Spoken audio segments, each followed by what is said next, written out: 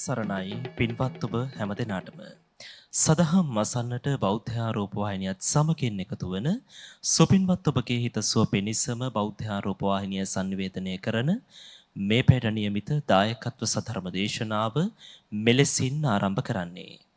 ඒ උදෙසා සිදු කළා වූ ගෞරවනීය ආරාධනාවෙන් බෞද්ධ රූපවාහිනී දම් සභා මණ්ඩපය වෙත වැඩම කරන්නට යෙදුණු පින්වත් ස්වාමීන් වහන්සේ අතුරුගිරිය ඔරුවල ධර්මාශ්‍රම භාවනා මධ්‍යස්ථානාධිපති පූජනීය තලගල ධම්මගවේෂී ගෞරවනීය පින්වත් ස්වාමීන් වහන්සේ අපි හැමදෙනාම පළමුවෙන් සාදු නද නංවා নমස්කාර පූර්වකව පිළිගනිමු.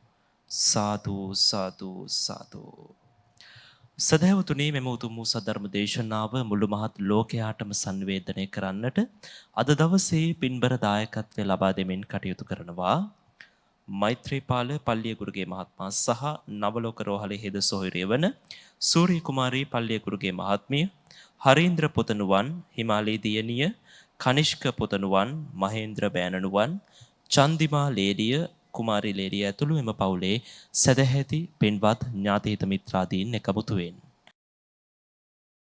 සමන්ත චක්කේවාලේසු අත්‍රා ගච්ඡන්තු දේවතා සද්ධාම්මං මුනි රාජන්ස සුනන්තු සග්ගේ මොක්ඛදං ධම්මස් සවේනේ කහලෝ අයං භදන්තා ධම්මස් සවේනේ කාලෝ අයං භදන්තා ධම්මස් සවේනේ කාලෝ අයං භදන්තා නමෝ තස්ස භගවතු අරහතු සම්මා සම්බුද්දස්ස නමෝ තස්ස භගවතු අරහතු සම්මා සම්බුද්දස්ස නමෝ තස්ස භගවතු අරහතු සම්මා සම්බුද්දස්ස සත්තහි භික්ඛවේ සමං නාගතෝ භික්ඛු ආහුනේයෝ හෝති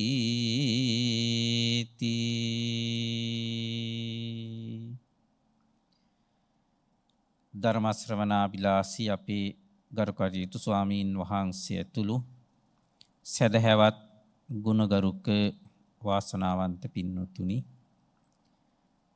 ලෞතර බුදුරජාණන් වහන්සේ මුළු මහත් ලොවට සාන්තිය උදා කරමින් දේශනා කොට වදාළ ශ්‍රී සද්ධර්මයෙන් බිඳක් ශ්‍රවණය කරන්නට සූදානම් වෙන මොහොත.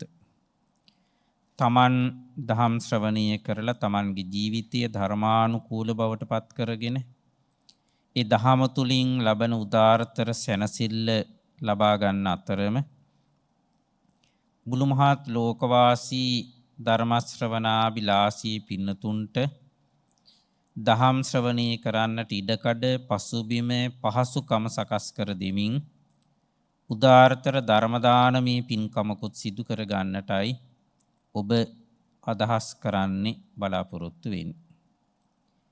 ඊට සුදුසු ආකාරයේ වැදගත් කරුණු කීපයක් ඔබට පැහැදිලි කළ දී හැකි ආකාරයට උදාරතර සූත්‍ර දේශනාවකින් දහම් පාඨයක් මා මේ දේශනාව සඳහා මාතෘකා කරගන්නට යෙදුණා.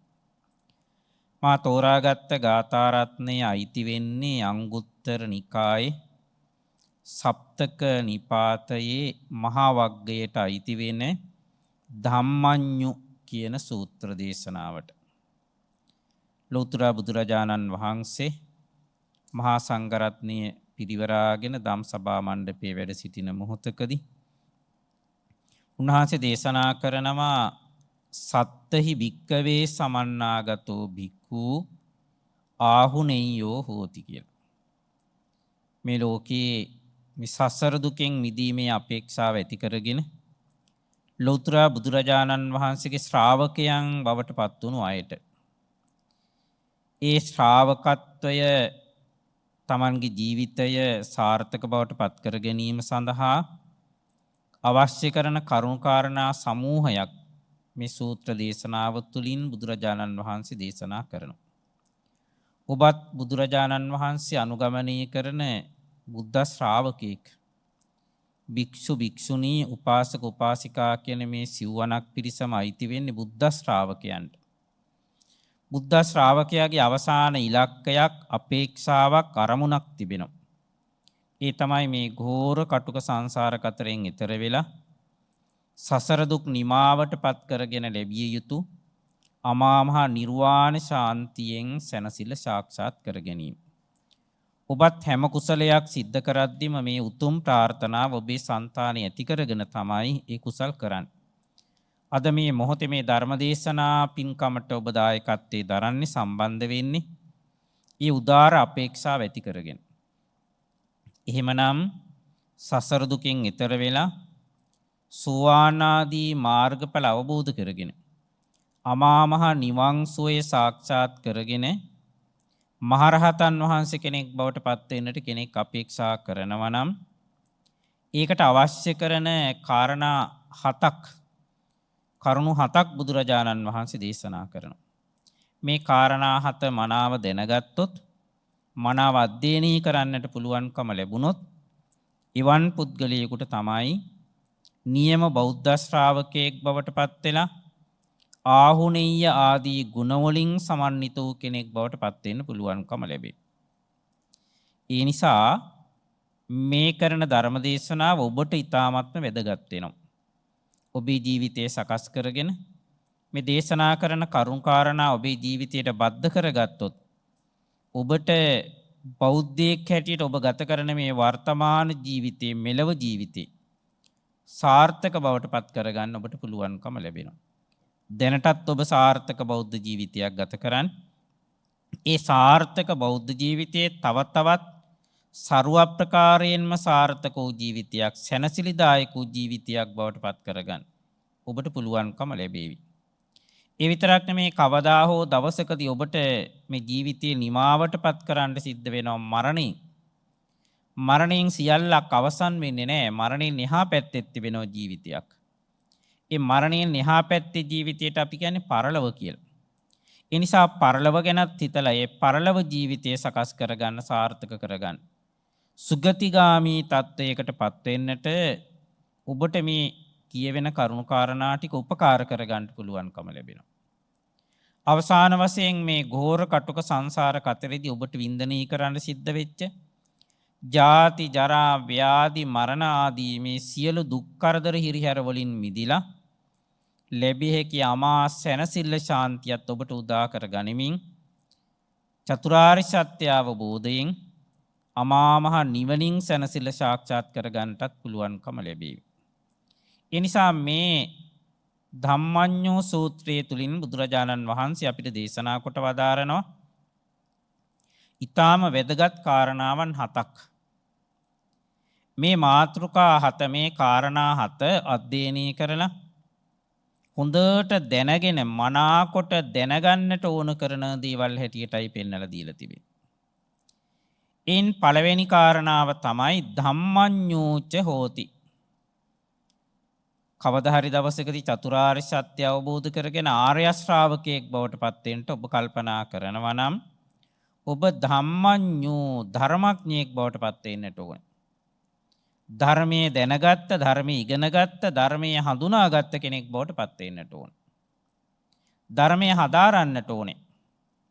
ඉතින් ධර්මයේ හදාරනවා නම් ලෞතර බුදුරජාණන් වහන්සේ 45 වසරක් තුලදී ලෝකයාට දේශනා කොට වදාළ 84000ක් ධර්මස්කන්ධය තමයි තිබෙන්නේ අපිට හදාරන්නට ඉගෙන ගන්නට.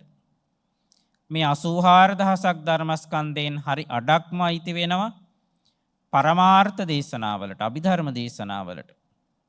චිත්ත චෛතසික රූප ආදී මේ පරමාර්ථ ධර්ම ගැන දේශනා කරමින් ඒ අභිධර්ම පිටකයේදී 42000ක් ධර්මස්කන්ධය බුදුරජාණන් වහන්සේ දේශනා කොට වදාළා.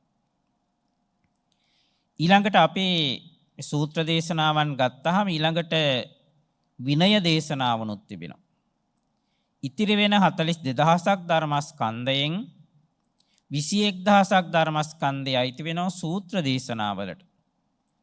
ඒ වගේම භික්ෂුන් වහන්සේ කෙනෙක්ගේ ජීවිතයක් ਸਰව සම්පූර්ණ කරගන්නට අවශ්‍ය කරන විනය නීති රීති ප්‍රඥාප්තියෙන් දේශනා කළ විනය පිටකයේ තුලින් 21000ක් ධර්මස්කන්ධයේ මේ විනය පිටකයටත් අන්තර්ගත වෙනවා. දැන් ඔබ චතුරාර්ය සත්‍ය ධර්මයේ අවබෝධ කර ගැනීමේ අපේක්ෂාවෙන් කටයුතු කරන කෙනෙක් නිසා ඔබ මේ බුදුරජාණන් වහන්සේ දේශනා කොට වදාළ මේ පර්යාප්ති ශාසනය පිළිබඳව දැනුවත් වෙන්නට ඕනේ. ඒ නිසා ඔබට ත්‍රිපිටක ධර්මය හදාරන්නට අවශ්‍ය කරනවා. බලන්න අද ත්‍රිපිටක ධර්මයේ බොහොම සුලභයි. සෑම විහාරස්ථානයක් පාසාම මේ ඊ타මත්ම අගනා ත්‍රිපිටක පොත්පන්තිය ත්‍රිපිටක පොත් වහන්සේලා තැන්පත් කරගෙන තිබෙනවා. ඒ නිසා බෞද්ධයෙක් හැටියට බුදුරජාණන් වහන්සේ අනුගමනය කරන බෞද්ධ ශ්‍රාවකයෙක් හැටියට ඔබ ත්‍රිපිටක ධර්මයේ අධ්‍යයනය කරන්නට උත්සාහවත් වෙන්නට ඕනේ. අපි සූත්‍ර පිටකය ගත්තාම සූත්‍ර පිටකයේ නිකාය වශයෙන් කොටස් 5කට බුදුරජාණන් වහන්සේ වෙන් කළා. පළවෙනි ධර්ම සංගායනාව පැවැත්වෙන වෙලාවේදී මහා කාශ්‍යප මහරහතන් වහන්සේ ප්‍රමුඛ මහරහතන් වහන්සේලා ඒ බුද්ධ දේශනාව ක්‍රමවත් ආකාරයට සැලසුම් ගත කරලා සකස් කරලා අපට අද ඉගෙන ගන්නට පුළුවන් මට්ටමට ඒක නිර්මාණය කරන්නට යෙදුණි. ඒ නිසා බුදුරජාණන් වහන්සේගේ දේශනාවන් අතර දීර්ඝ සූත්‍ර දේශනා අන්තර්ගත වෙන දීඝනිකාය, මධ්‍යම ප්‍රමාණයේ සූත්‍ර දේශනාවන් අන්තර්ගත වෙන මජ්ක්‍ධිම නිකාය, කුඩා සූත්‍ර දේශනාවන් අන්තර්ගත වෙන කුද්දක නිකාය, ඒ වගේම අංක වශයෙන් මේ මා අද මාතෘකා කරගත්ත මේ සූත්‍ර දේශනාවත් ඇතුළත් වෙන අංගුත්තර නිකාය, ඒ වගේම ප්‍රශ්නෝත්තර වශයෙන් විවිධ පුද්ගලයන් සමග කළ කරුණු සාකච්ඡාවන් ඇතුළත් කරලා සකස් කළ සංයුක්ත නිකාය. මෙන්න මේ කියන නිකාය ග්‍රන්ථ 5 අපිට අද දවසේ පුළුවන්කම තිබෙනවා බුදුදහම අධ්‍යයනය කරනවා කියන අදහසෙන් අධ්‍යයනය කරන්නට කියවන්නට. ඒ නිසා බෞද්ධයෙක් හැටියට අපි මේ ත්‍රිපිටක පොතපත භාවිතා කරන්නට ඕන, කියවන්නට ඕන, ඉගෙන ගන්නට ඕන. ඒ නිසා ඔබ දැනට එහෙම ත්‍රිපිටක පතක් අධ්‍යයනය කරලා ඉගෙනගෙන නැත්නම්, කියවලා නැත්නම් ඔබ අර අවසාන ඉලක්කය කරා ගමන් කිරීමේ අරමුණු සාක්ෂාත් කරගන්නට කවදා හරි දවසකදී චතුරාර්ය සත්‍ය ධර්මය අවබෝධ කරගෙන අමා මහ නිවනින් සැනසෙල ලබන්නට මට මේ ත්‍රිපිටක ග්‍රන්ථයන් සමූහය උදව් වෙනවා, උපකාර වෙනවා කියන මේ අපේක්ෂාව ඇති කරගෙන, අදහස ඇති කරගෙන ඒ ත්‍රිපිටක පොතපත සොයාගෙන ඔබ කියවන්නට ඕන, අධ්‍යයනය කරන්නට ඕන. අපි වෙනත් ආගමිකයන් ගැන කල්පනා කළොත් කිතුණුවන් Tamanගේ වටිනාම ග්‍රන්ථය බයිබලය හස්තසාර වස්තුවක් හැටියට නිතරම පරිහරණය කරනවා, භාවිතා කරනවා, කියවනවා. ඒ වගේම ඉස්ලාම් බැතිමතුන් සුද්ධ වූ කුරාණය භාවිතා කරනවා, නිරන්තරයෙන්ම කියවනවා. හින්දු ආගමිකයන් භගවත් ගීතාව පරිහරණය කරනවා. ඒ වගේ අපට අනන්‍ය වූ, අපට ආවේනික වූ, අපේ ජාතිය සන්තක මහා වස්තුවක් හැටියට අද සලකන, ජාතික වස්තුවක් හැටියට සලකන ත්‍රිපිටකය අධ්‍යයනය කරන්න පුංචි පොත් හැටියට ගත්තොත් එහෙම පොත් 52ක වගේ පුංචි ප්‍රමාණයක් අපිට තියෙනවා. මේ පොත් 52කින් එක ත්‍රිපිටක ග්‍රන්ථයක් හෝ අපේ ජීවිතය තුළ අපට භාවිතා කරන්නට බැරි වුණොත් ඒක අපේ අවාසනාවක්. ඒ නිසා දැනට ඔබ එහෙම ත්‍රිපිටක පතක් කියවලා භාවිතා කළ නැතිනම් දැන් උත්සාහවත් වෙන්න, උනන්දු වෙන්න, අදිෂ්ඨාන කරන්න ඒ ත්‍රිපිටක පොත් වහන්සේලා අතරින් එක පොතක් හෝ මගේ ජීවිතය තුළදී මම කියවලා මම ඒක ඉගෙන ගන්නට ඕනේ කියලා අදහස ඇති කරගන්න. මේ ත්‍රිපිටක ධර්මය මේ ආකාරයට නිකාය ග්‍රන්ථ වශයෙන් අද අපි භාවිතා කළත් බුදුරජාණන් වහන්සේ ධර්මාන සමයේදී මේ මුළු මහත් ත්‍රිපිටක ධර්මයම නවාංග ශාස්ත්‍ර ශාසනය කියන නමෙන් අංග 9ක් හැටියට බෙදලා තමයි ඉගෙන ගන්නට යෙදුනේ. මජ්ක්‍ධිම නිකායේ තිබෙන අලගත්තූපම කියලා සූත්‍රයක් ගන්ධ බාදිපුබ්බ අරිට්ඨ කියන ස්වාමීන් වහන්සේ උදිසා බුදුරජාණන් වහන්සේ දේශනා කොට වදාළ සූත්‍ර දේශනාවක්. ඒ සූත්‍ර දේශනාවේ මේ සර්පේක උපමා කරලා අරගෙන සර්පේක අපිට අල්ල ගන්නට අවශ්‍ය වුණොත් මොකක් හරි හේතුවක් නිසා අපේ ගේ ඇතුළට සර්පේක ආවොත් ගෙයින් ඒ සර්පයා ඉවත් කරන්න අපිට ඒ සර්පයාව අල්ල ගන්න සිද්ධ වෙනවා. අපේ ගෙවත්තර සර්පේක ආවොත් මේ ගෙවත්තෙන් ඈතට දාන්න ඈත පළාතකට ගිහින් දාන්න මේ සර්පයාව අල්ලන්නට සිද්ධ වෙනවා. මොනවා හෝ හේතුවක් නිසා කෙනෙකුට මේ විසගෝර සර්පේකව අල්ලන්නට අවශ්‍යතාවයක් ඇති වුණොත් ඒ සර්පයාව අල්ලන එක්තරා ක්‍රමවේදයක් තිබෙනවා. ඒ සර්පයාගේ වලිගෙන් අල්ලුවොත් එහෙම ඒ සර්පයා අනිත් පැත්තට හැරිලා අපිට දෂ්ට කරන්නට පුළුවන්. එංග මැද්දෙන් ඇල්ලුවොත් බඩ මැද්දෙන් ඇල්ලුවොත් එහෙම අතෙන් ඒ සර්පයාට නැවිලා දෂ්ට කරන්නට පුළුවන්කම තිබෙනවා. හැබැයි අපි සර්පේක අල්ලන්න සුදුසු වන ආකාරයේ කෝටුවක් සකස් කරගෙන පුංචි ඉපලක් අරගෙන ඒකෙන් අර සර්පයාගේ බෙල්ල මැද්දට නැත්තම් හිස ප්‍රදේශයට තියලා තද කරලා ඒ සර්පයාගේ හිසෙන් අල්ලලා ගත්තොත් එහෙම ඒ සර්පයාට පුළුවන් කමක් නැහැ දෂ්ට කරන්නට පහසුවෙන් අතට අරගෙන අල්ලලා වාජනයක දාලා ඒ සර්පයාව අරගෙන යන්නට පුළුවන් ඉවත් කරන්නට පුළුවන්. මෙන්න මේ විදිහට මේ සර්පේ කැල්ලීමේ උපමාව තුලින් බුදුරජාණන් වහන්සේ අපිට දේශනා කරනවා ඒ අලගද්දූපම සූත්‍ර දේශනාවේදී මේ නවාංග ශාස්ත්‍ර ශාසනය පරිහරණය කරන්නට ඕනි කොහොමද කියලා. ධර්ම ඉගෙන ගන්නට ඕන කරන්නේ මේ දහම් පොතපත කියවන්නට ඕන කරන්නේ පඬිතෙක් වීමේ අපේක්ෂාවෙන් නෙමෙයි. මගේ දහම් දැනුම දියුණු කරගන්නට ඕනෑ කියන අපේක්ෂාව විතරක් ඇති කරගෙන නෙමෙයි. ඒ ධර්මයේ ගැන අධ්‍යයනය කරලා ඒ ධර්මයේ විවේචනය කරන්න, ඒ ධර්මයේ තිබෙන අඩුපාඩු හොයන්න, ඒක විවේචනය කිරීමේ අදහසක් ඇති කරගෙන නෙමෙයි ධර්මයේ අධ්‍යයනය කරන්නට ඕන කරන්නේ. මේ ධර්මයේ මම ඉගෙනගෙන මගේ ජීවිතයේ ධර්මානුකූල බවට පත් කරගෙන ප්‍රායෝගිකව මගේ ජීවිතයේ ධර්මානුකූල ජීවිතයක් බවට මම පත් කරගන්නවා. මේ ධර්මයෙන් ප්‍රතිඵල ලබාගෙන ප්‍රයෝජන අරගෙන මම මේ ධර්මයෙන් ලබන අවසාන ප්‍රතිඵලය වෙන අමා මහ නිවන් සුවය කවදා හෝ සාක්ෂාත් කරගන්නවා කියන අදහස ඇති කරගෙන මේ ත්‍රිපිටක ධර්මයේ ඉගෙන ගන්නට අධ්‍යයනය කරන්නට ඕන කරන බව ඒ අලගද්දූපම සූත්‍ර දේශනාවේදී බුදුරජාණන් වහන්සේ පෙන්වා දෙන්නට යෙදුණි. ඒ නිසා ඒ අනුව අපි කල්පනා කරලා බැලුවොත් එහෙම ඒ මජ්ක්‍ධිම නිකායේ සඳහන් වෙන මේ කාරණා 9 නවලෝතුරා දහම කියන නමින් නවලෝකෝත්තර ශ්‍රී සද්ධර්මී කියන නමින් උගන්වන දහම් කාරණා ටික. ඒ දහම් කාරණා අතර පළවෙනි එක තමයි සූත්‍ර දේශනා. බුදුරජාණන් වහන්සේ නොඑක් තැන්වලදී නොඑක් පුද්ගලයන් අරමුණු කරගෙන දේශනා කොට වදාළ සූත්‍ර දේශනා අපි දන්නවා මංගල සූත්‍රය, රතන සූත්‍රය ආදී වශයෙන් නොඑක ආකාරයේ සූත්‍ර දේශනා අර ත්‍රිපිටක ධර්මයේ තුල අපිට ඉගෙන ගන්නට පුළුවන්කම ලැබෙනවා. මේ නවාංග ශාස්ත්‍ර ශාසනය අතර පළවෙනි අංගය තමයි මේ සූත්‍ර දේශනා. ඊළඟට දෙවෙනි අංගය තමයි ගෙය්‍ය. ගෙය්‍ය කියලා කියන්නේ ගාථාවන්. ගාථා සහිතව දේශනා කළ සූත්‍ර දේශනා. සමහර සූත්‍රයක් කියවනකොට අපිට ලැබෙනවා ගද්‍ය සහ පද්‍ය කියන ආකාර දෙකටම බුදුරජාණන් වහන්සේ සූත්‍ර දේශනා කරලා තිබෙනවා.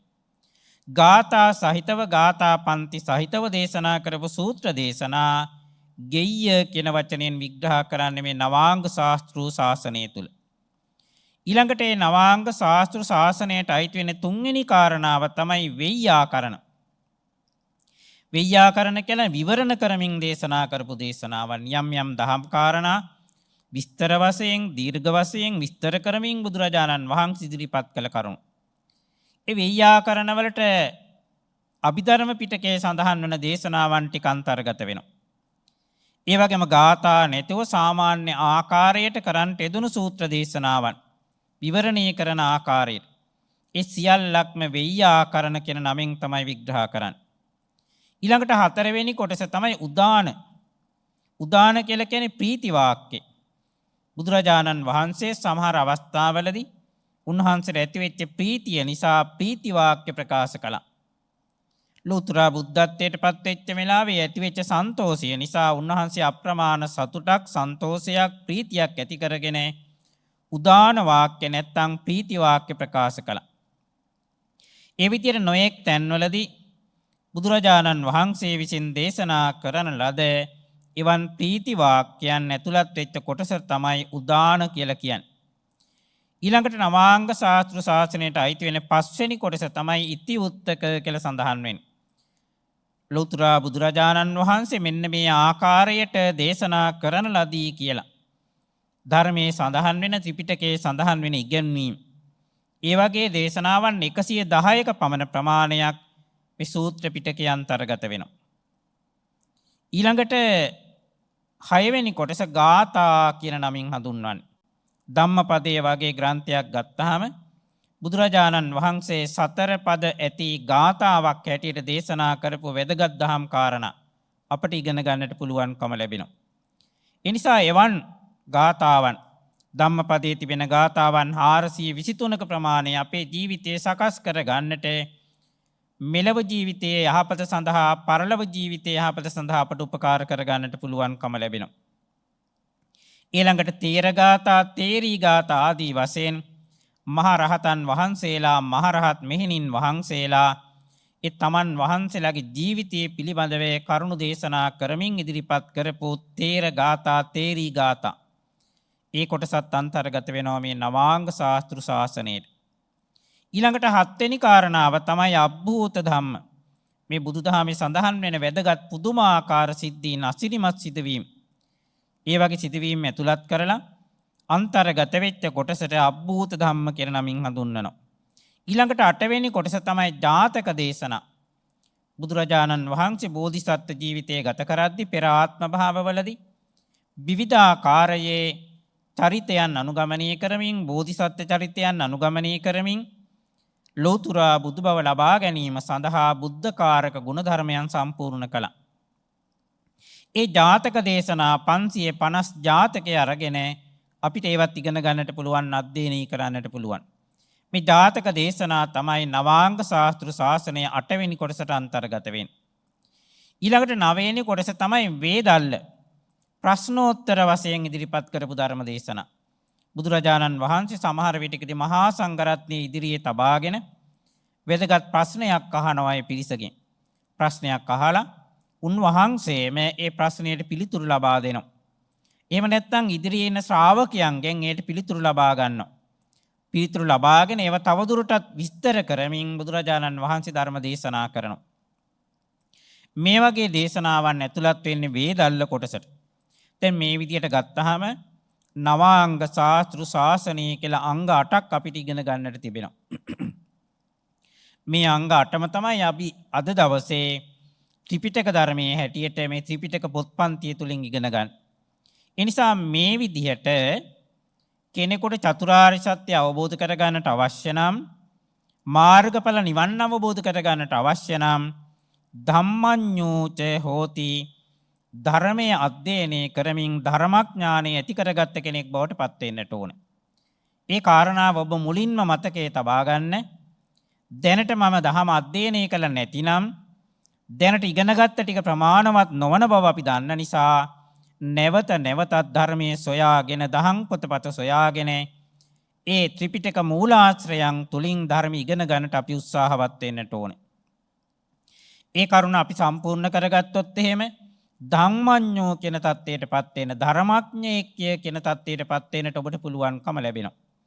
ඒ තමයි මේ ධම්මඤ්ඤ සූත්‍රයෙන් උගන්වන පළවෙනි කාරණාව. දෙවෙනි කාරණාව තමයි අත්ථඤ්ඤෝ හෝති. අර්ථයක් දැනගන්නට ඕනේ. ත්‍රිපිටක ධර්මයේ තිබෙන්නේ pāli භාෂාවෙන්. අපි ත්‍රිපිටක පොතපත කියවුවොත් එහෙම pāli භාෂාවෙන් තමයි ඒ පොතපත කියවන්නට අපිට සිද්ධ වෙන්නේ.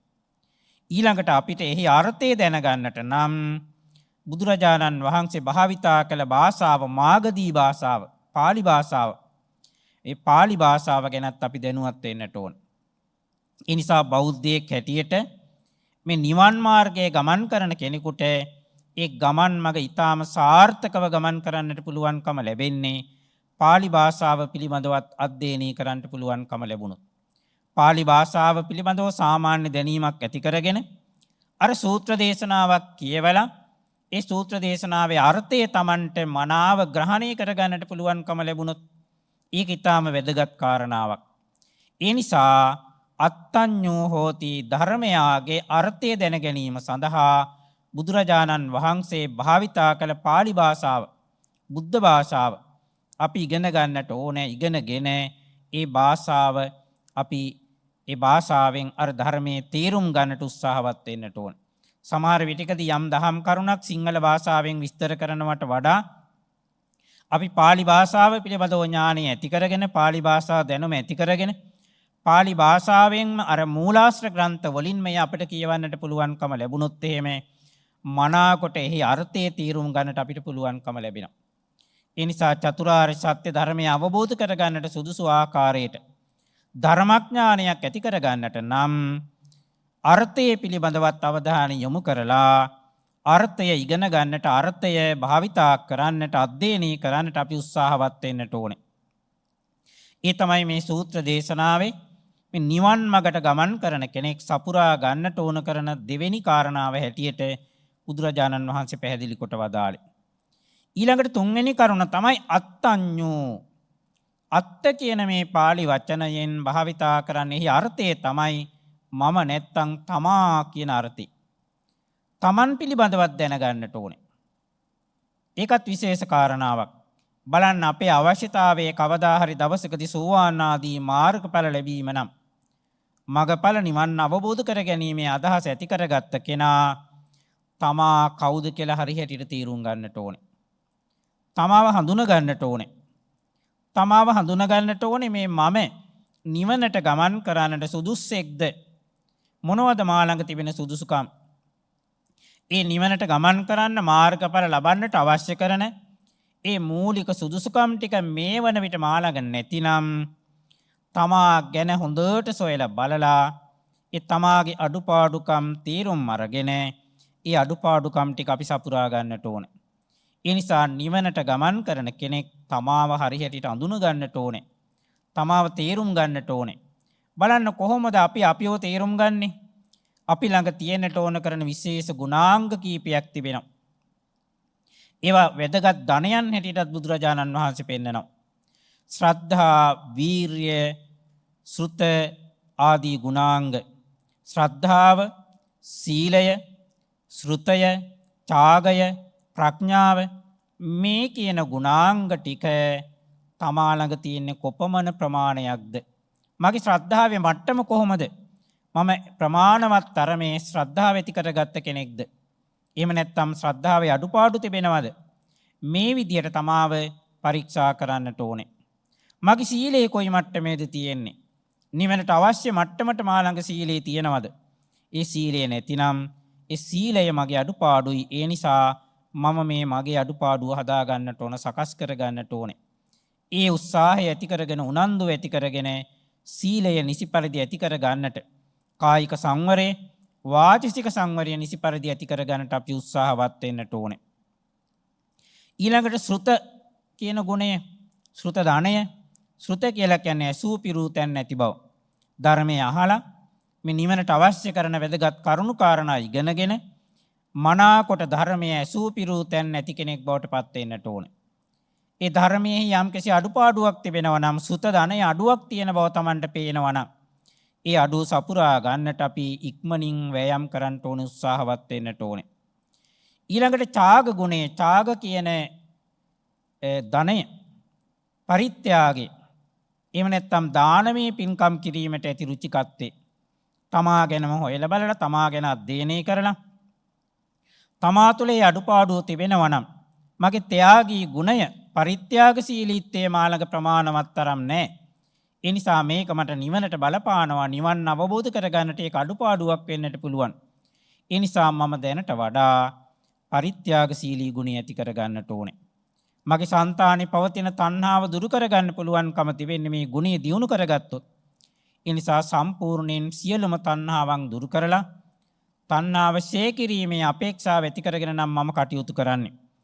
මේ මාළඟ දැනට පවතින මේ ත්‍යාග ගුණය පරිත්‍යාගශීලීත්වය තව ටිකක් දියුණු කරගෙන වැඩි දියුණු කරගෙන වර්ධනය කරගෙන මගේ වටිනා කාලය, මගේ ධනය, මගේ ශ්‍රමය, මගේ බුද්ධිය අනුන් උදෙසා කැප කරන්නට පරිත්‍යාග කරන්නට මං උත්සාහවත් වෙන්නට ඕනෑ කියලා. ඒ ගුණයේ අඩුපාඩු සකස් කර ගන්නට ඕන, සකස් හදා ගන්නට ඕනේ. ඊළඟට බලන්න ප්‍රඥා සංපත්තිය, ප්‍රඥාව කියන ධනෙ ඒ ප්‍රඥාවේ අඩුපාඩුවක් තිබෙනවා නම් අපිට අවශ්‍යයි ප්‍රඥාවේ ආකාර දෙකකට දියුණු කර ගන්නට. එකක් තමයි ලෞකික ප්‍රඥාව, අනිත් එක තමයි ලෝකෝත්තර ප්‍රඥාව. ලෞකික ප්‍රඥාව කියලා කියන්නේ එදිනෙදා කරන කටයුතු පිළිබඳව ඇති කර ගන්න දැනුම. ඒ ලෞකික ප්‍රඥාව පමණක් ප්‍රමාණවත් වෙන්නේ නැහැ සසර දුකින් මිදලා නිවන් අවබෝධ කර ගන්නට. ඒ සඳහා අවශ්‍ය කරනවා අපිට ලෝකෝත්තර ප්‍රඥාව. අපිට පරමාර්ථ ධර්ම ගැන අධ්‍යයනය කරලා චිත්ත චෛතසික රූප කියන මේ පරමාර්ථ ධර්මයන්ගේ ස්වභාවය අධ්‍යයනය කරලා ඒ වායේ පවතින අනිත්‍ය දුක්ඛ අනාත්ම කියන මේ ත්‍රිලක්ෂණය අවබෝධ කරගන්න පුළුවන්කම ලැබුණොත් අන්න ඒක තමයි ලෝකෝත්තර ප්‍රඥාව, විදර්ශනා ප්‍රඥාව. ඒ ප්‍රඥාව දියුණු කර ගැනීම සඳහා භාවනා කරන්නට ඕන, විදර්ශනා භාවනා වඩන්නට ඕන. ඒ නිසා මේ විදිහට අත්ඤ්ඤෝ තමාව අධ්‍යයනය කළ තමා ළඟ තිබෙන අඩුපාඩුකම් ටික සකස් කර ගන්නට කෙනෙක් වෑයම් කරනවා නම් අන්නේ පුද්ගලයාට තමයි චතුරාර්ය සත්‍ය අවබෝධ කරගෙන නිවන කරා ගමන් කරන්න පුළුවන්කම ලැබෙන්නේ. ඊළඟට හතරවෙනි කාරණාව මත්ඤ්ඤෝ කියන ගුණය, මාත්‍රාව දැනගන්නට ඕනේ. මොකක්ද මේ මාත්‍රාව? අපට මේ ජීවිත කාලයේ පුරා පරිහරණය කරන්න සිද්ධ වෙනව නොඑක් දේවල් බාහිර ප්‍රත්‍ය. භික්ෂුන් වහන්සේ කෙනෙක් නම් සිව්පසයක් පරිහරණය කරනවා, චීවර, පිණ්ඩපාත, සේනාසන, ගිලාන ප්‍රත්‍ය කියන සිව්පසේ. ගිහි පුද්ගලයාටත් ඒ වගේ. ගිහි පුද්ගලයාටත් ආහාරය අවශ්‍යයි, හිසට සෙවණක් අවශ්‍යයි, ඒ වගේම ගතට වස්ත්‍රයක් අවශ්‍යයි, ලෙඩක් දුකක් ඇදුනාම බෙහෙතක් අවශ්‍යයි. මේවත් ප්‍රමාණය දැනගෙන මගේ අඩුපාඩුකම් දුර්වලකම් මොනවද? ඒකට සරිලන ආකාරයට මම මේ ප්‍රත්‍යපහසුකම් ටික කොහොමද සම්පාදනය කරගන්නේ? ඒ ප්‍රත්‍යවලත් එක්තරා සීමාවක් තිබෙනවා. ඒ සීමාව ඉක්මවල මට ප්‍රත්‍ය අවශ්‍ය කරන්නේ නැහැ. ආහාර පාන අනුභව කරද්දී සීමාවක් තිබෙනවා. ඇඳුම් පැළඳුම් අඳිනකොට පළඳිනකොට ඒක සීමාවක් තිබෙනවා. ඒ සීමාව ඉක්මවල යන්නට අවශ්‍ය කරන්නේ නැහැ.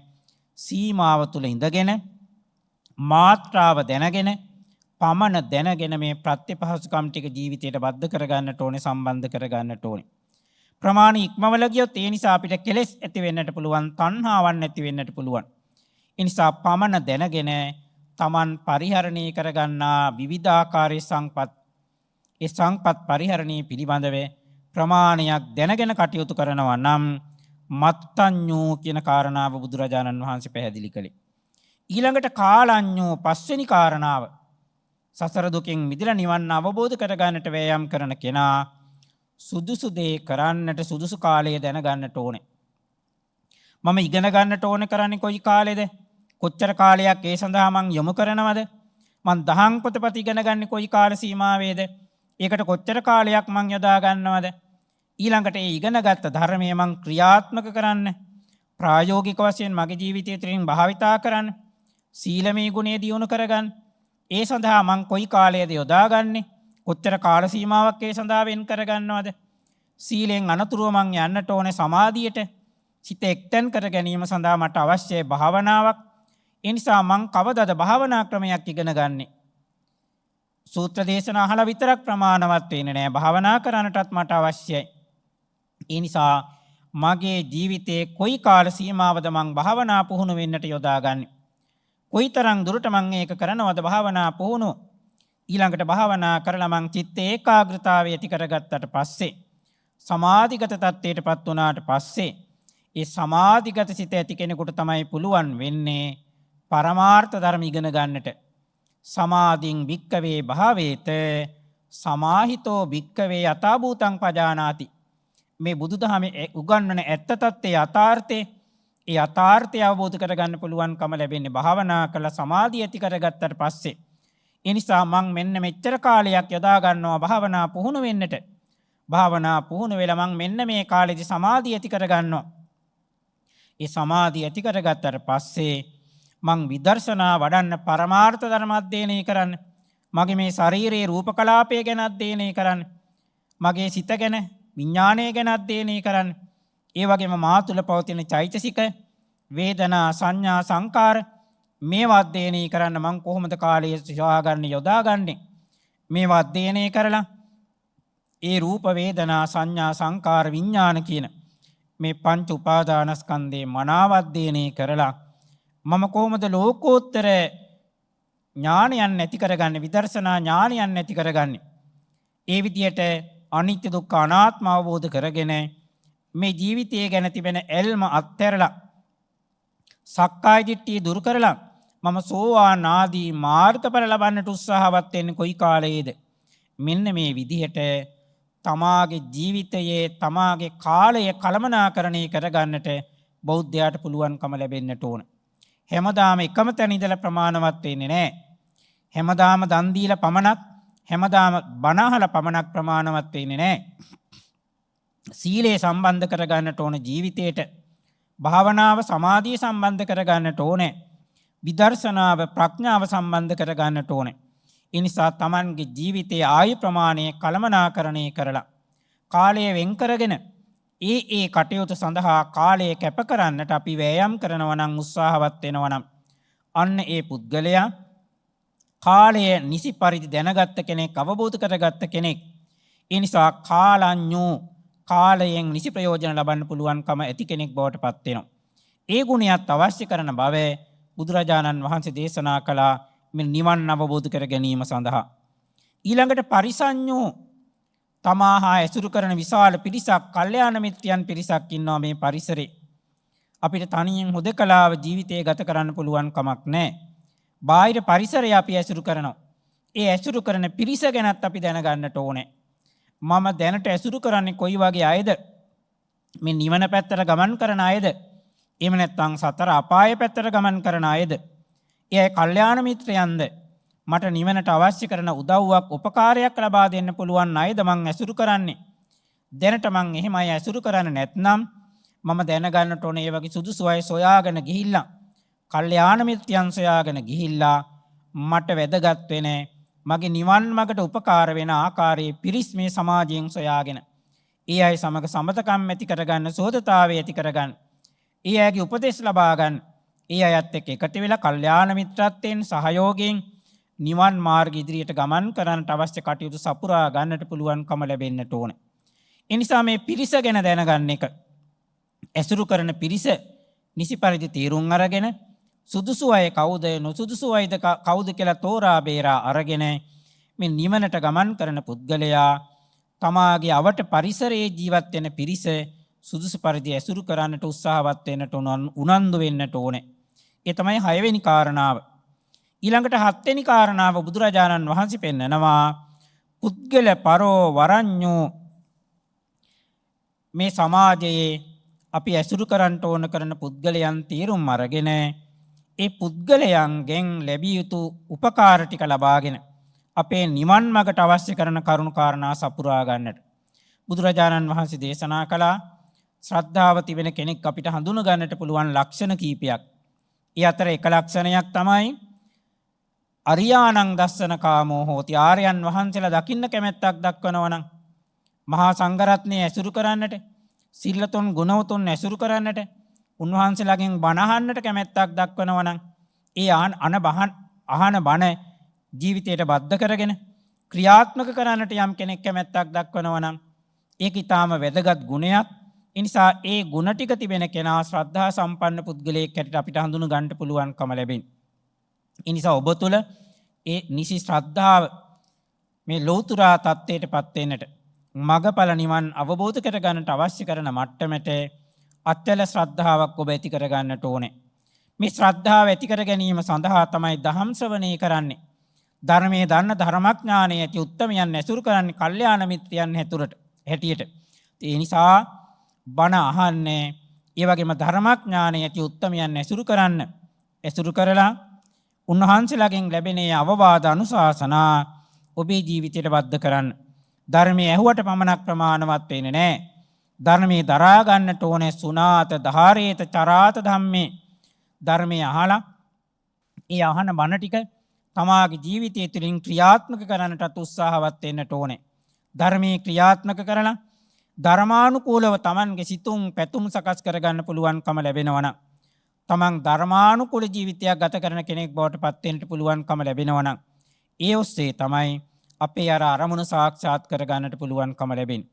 ඒ නිසා දැන් මේ ධම්මඤ්ඤ සූත්‍රය තුලින් දේශනා කළ කරුණු කාරණා සමූහය නැවත වතාවක් ඔබ හොඳට මතකයේ තබා ගන්න. මතකයේ තබාගෙන ඒ කාරණා ටික ඔබේ ජීවිතය තුලින් ක්‍රියාත්මක කරන්න. පළවෙනි කාරණාව ධම්මඤ්ඤෝ ධර්මයේ ඉගෙන ගන්න ධර්මඥානය ඇති කරගන්න. ඒ නිසා ත්‍රිපිටක පොතපත අධ්‍යයනය කරන්න කියවන්න සොයාගෙන. ඒ වගේම අත්ඤ්ඤෝ ඒ කියවාපු ධර්මයේ අර්ථය හොඳට සිංහලෙන් අර්ථය ඉගෙන ගන්න. ඒ සඳහා pāli භාෂාව ඉගෙන ගන්නට පුළුවන්කම ලැබුණොත් ඒකෙන් අපිට මනා උදව්වක් පිටුබලයක් ලැබෙනවා ධර්මඥානය දියුණු කර ගැනීම සඳහා.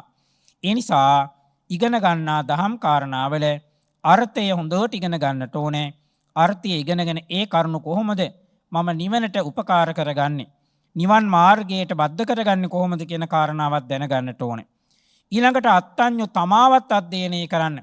තමා තුළ පවතින අඩුපාඩු දුර්වලකම් මම මේ වන විට කොයිතරම් දුරට ශ්‍රද්ධාදී ගුණ ඇති කරගත්ත කෙනෙක්ද? ඒ විදිහට තමාව අධ්‍යයනය කරලා තමා ගැන මනාව තීරුම් අරගෙන තමාගේ ජීවිතය සකස් කරගන්න අඩුපාඩු සකස් කරගන්නට උත්සාහවත් වෙන්නට ඕනේ. ඊළඟට මත්ඤ්ඤෝ සිව්පස පරිහරණයේදී අපිට අවශ්‍ය කරන ආහාර පාන ඇඳුම් පැළඳුම් ගේදොර ඉඩකඩම් බෙහෙත් මේ කියන ප්‍රත්‍යපහසුකම් පරිහරණය කරද්දී ඒකේ ප්‍රමාණය දැනගන්නට ඕනේ. මාත්‍රාව දැනගන්නට ඕනේ. මාත්‍රාව දැනගෙන කටයුතු කරන එකත් වැදගත් වෙනවා. ඊළඟට කාලඤ්ඤෝ කාලය හඳුන ගන්නට ඕනේ. කාලයේ තීරුම් ගන්නට ඕනේ. සුදුසු කාලේ සීලේ දියුණු කරන්න සුදුසු කාලේ, භාවනාව දියුණු කරන්න සුදුසු කාලේ, විදර්ශනා වඩන්නට සුදුසු කාලේ. මේ විදිහට කාලයේ තීරුම් අරගෙන කාලඤ්ඤෝ කියන ගුණයත් අපි ඇති කර ගන්නට ඕනේ.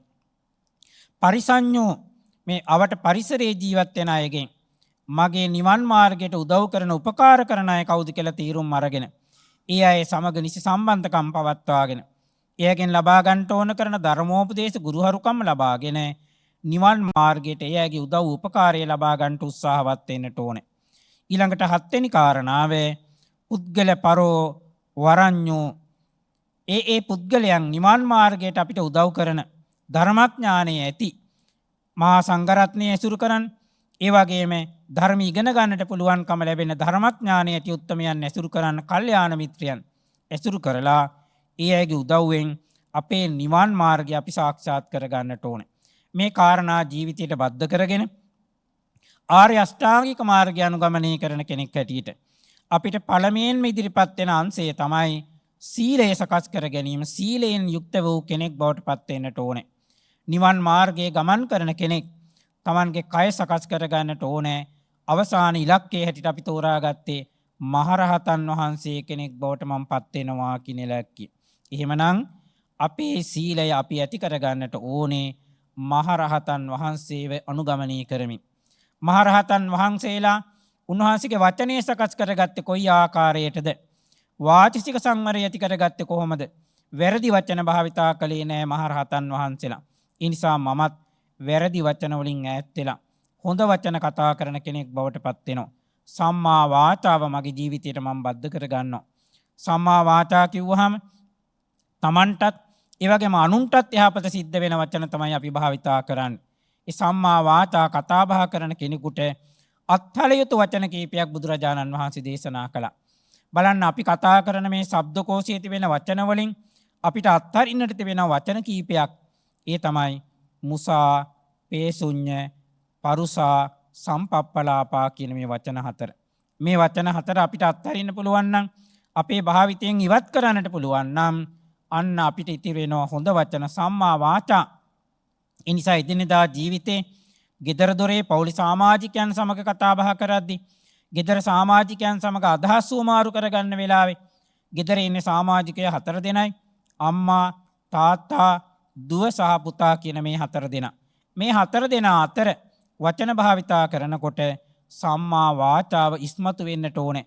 අර වැරදියයි සම්මත වචන අත්හැරලා මුසා, පේසුඤ්ඤ, පරුසා, සම්පප්පලාප කියන වචන 4 අත්හැරලා අපිට හොඳ වචන කතා කරන්න පුළුවන් නම් ගෙදර පරිසරය තුල අන්න අපිට ඉක්මනින්ම මේ නිවන් මාර්ගෙහි ගමන් කරලා අපේ අරමුණු සාක්ෂාත් කරගන්න පුළුවන්කම ලැබෙනවා. ඊළඟට මේ වාචික සංවරය මෙහෙම ඇති කරගත්තා වගේම කායික සංවරය ඇති කරගන්නට ඕන. ඒක සීලයට අදාළයි. කායික සංවරයට ඇතුළත් වෙන අපේ ඉන්ද්‍රිය පද්ධතිය. අපිට ඇස් දෙකක් තිබෙනවා, කන් දෙකක්, නාසයක්, දිවක්, සමක්. මේ ඉන්ද්‍රිය වලින් කරන්නේ බාහිර පරිසරයේ තිබෙන අරමුණු ලබා ගන්න එක, ග්‍රහණය කරගන්න එක. බලන්න අපි S2 කැරලා අපට පරිසරයේ දෙස බලනකොට නොඑක් දේවල් අපේ ඇහැට පේනවා. හැබැයි සමහර දේවල් තිබෙනවා මේ ඇහැට පෙනෙන දර්ශන. ඒව නිසා අපේ හිත විකෘති වෙන්නට පුළුවන්. අපේ මනස අවුල් වෙන්නට පුළුවන්. අපේ අරමුණ නිවන කරා ගමන් කරන අරමුණ නැති වෙලා යන්නට පුළුවන්. නිවනට පරිබාහිර වූ, නිවනට බැහැර වූ ගමන් මාර්ගයට අපි යොමු වෙන්නට පුළුවන්. අපේ ඇහැට පෙනෙන යම් යම් දර්ශන. සමාට ජනමාධ්‍ය ඔස්සේ වෙන්න පුළුවන්. අද අපි නිතර භාවිතා කරන නොඑක ආකාරයේ තාක්ෂණික උපකරණ ඔස්සේ වෙන්නට පුළුවන්.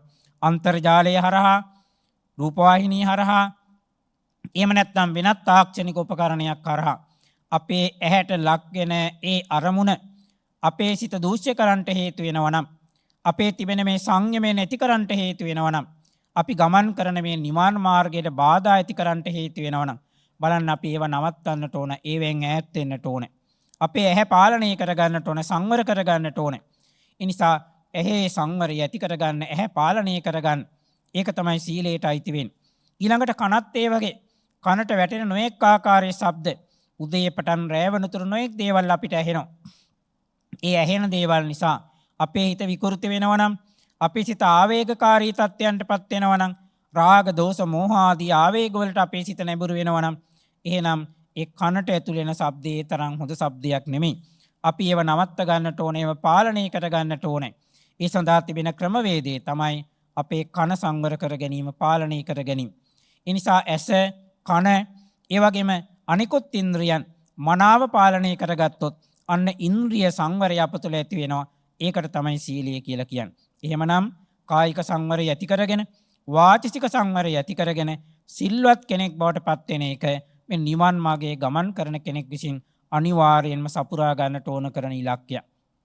ඊළඟට බලන්න ඒ කය වචන සංවර කරගත්ත කෙනාට ඊළඟට මානසික සංවරය ඇති කරගන්නට අපේ බුදුදහමේ අනන්තවත් බෞද්ධ භාවනා ක්‍රම අන්තර්ගත වෙනවා. ඒ භාවනා ක්‍රම අපි ඉගෙන ගන්නට ඕනේ.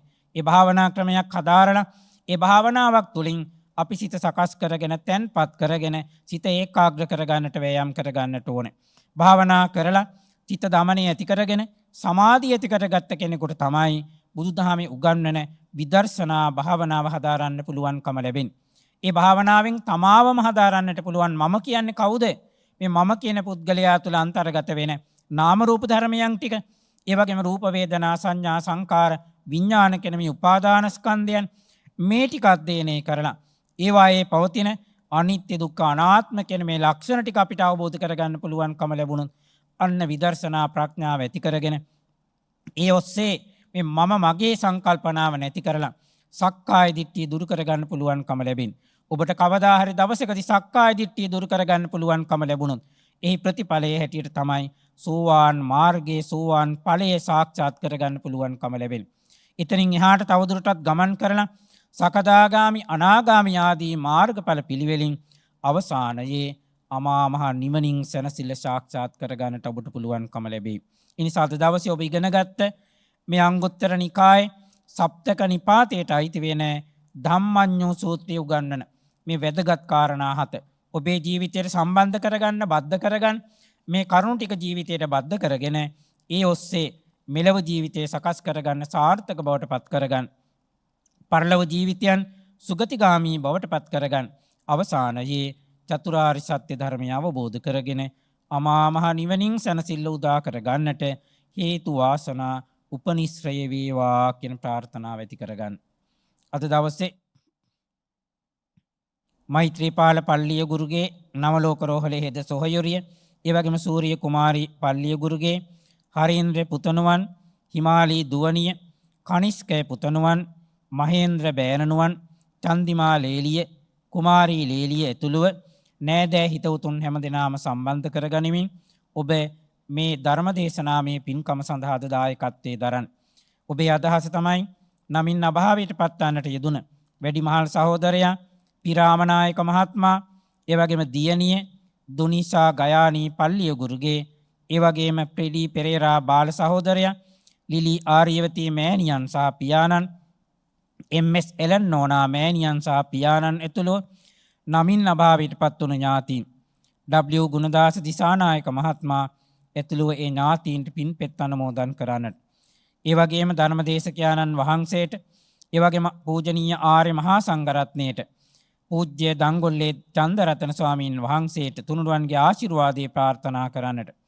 මෙවර 11 වසරට සමත්ව සාමාන්‍ය පෙළ විභාගයට පෙනී සිටින අනුත්තරා, තස්මී, නෙතුල්, තිසොමි, උචාන්ති දරුවන්ගේ ඉගෙනීමේ කටයුතු සාර්ථක කරගන්නට යෙහෙනි, තිනොලි, වියත්, සිතුම් ඇතුළුව සියලුම දූ දරුවන්ට තුනුරුවන්ගේ ආශිර්වාදය ලබා දෙමින් දරුවන්ගේ සියලු අධ්‍යාපන කටයුතු සාර්ථක වෙලා විභාගවලින් උසස් ජයග්‍රහණ හිමි කරගන්නට පුළුවන්කම ලැබේවා කියලා ඒ අතන්ට ආශිර්වාද කරන්නට බලාපොරොත්තු වෙනවා.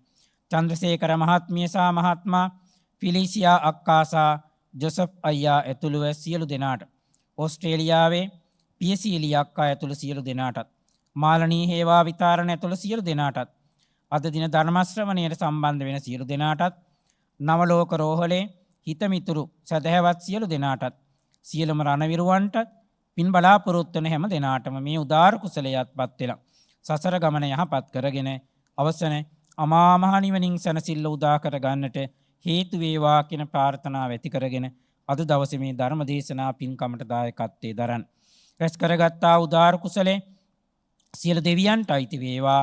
නමින් නැසීගේ සියලු ඥාතීන්ට මේ කුසල් අයිති වේවා. ඔබ හැමට චතුරාර්ය සත්‍ය ධර්මය අවබෝධ කරගෙන අමා මහ නිවනින් සැනසෙල්ල උදා කර ගන්නටම හේතු වාසනා උපනිශ්‍රය වේවා කියලා ප්‍රාර්ථනා කරන්.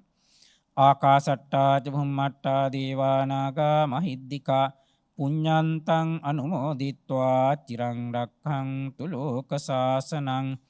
ආකාසට්ටා ච භුම්මට්ටා දේවා නාග මහිද්దికා පුඤ්ඤන්තං අනුමෝදිත්වා චිරං රක්ඛන්තු දේශනං.